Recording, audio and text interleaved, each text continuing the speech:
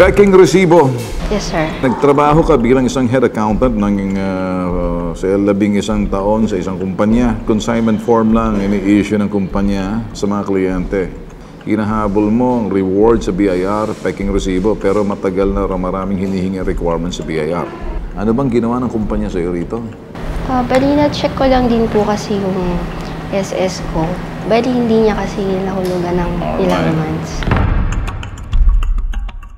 Dalawang klaseng dito. Kung hindi nihiluhulugan yung SS mo, criminal offense yan.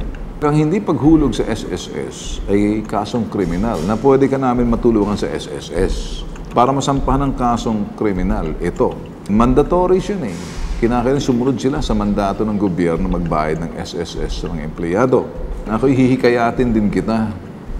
Best effort na pupunta ko sa BIR kasi dapat magpasalamat sila sa iyo, nilalantad mo yung katotohanan. At yung mga taong ayaw magbayad ng tamang buwis ay pagnanakaw yun. Nagnanakaw sa pamahalaan.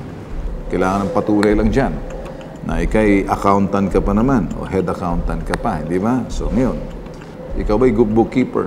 Hindi po. Bali, iba po yung course ko, sir. Pero anong yan course? yung... Puro nag-accounting ka? Bali, computer science graduate po ako. Pero sa akin po nila, meron kaming pinaka-accountant, sir.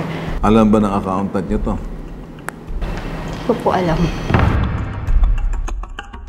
Hindi ako nakakasiguro sa sinasabi mo kung kaya mong patunayan dyan na pag-i-issue ng mga peking resibo. Kasi pag in-issue mong resibo, mahuhuli rin yung kumpanyang nag-issue ng peking resibo dahil yung mga resibo na yun, i-account din ng BIR kung totoo o hindi. So, parang kumukontra doon sa sinasabi mo. Siguraduhin mo na ang resibo'y peke. Paano mo patunayan ang resibong peke? Kumuha ka ng isang resibo sample, dalhin mo sa BIR. Ba't sabi ng BIR peke yan? Patunayan mo, kumuha ka ng sample ng resibo, maaring sa unang tingin, parang dinukot mo, pasuri mo kung totoo yung resibo, bundles of official receipts, kung rehistrado o hindi. Pero kung gusto mo malaman ng peking resibo, saan nagmula yung peking resibo? Ang BIR mag-i-issue yan. Malalaman ng BIR kung yung resibo na yung peke o hindi. Ngayon, pag nalaman ng peke, naku, ma-inspection sila. Gagawa ng hakbang ang BIR para doon malalaman at makikita ang kalang krimen. Maniguro muna tayo, ha, Raquel? Siguraduhin mo kasi ginagabayan lang kita. Mahirap na kasi baka naghahaka-haka ka. Sir, question lang. Yung sa resibo kasi, sir, kasi ang copy ko lang, sir, parang print out ko lang siya eh. Kasi kinunan ko lang siya ng picture. Siguraduhin mo, pagkuha mo ng picture, tama. Opo. Baka mali ang magkuha mo ng picture. Tama naman po. Wala na kasi ako ma-provide na sir, na original. Kasi kung hindi wala kang ebidensya, wala kang mapapatunayan.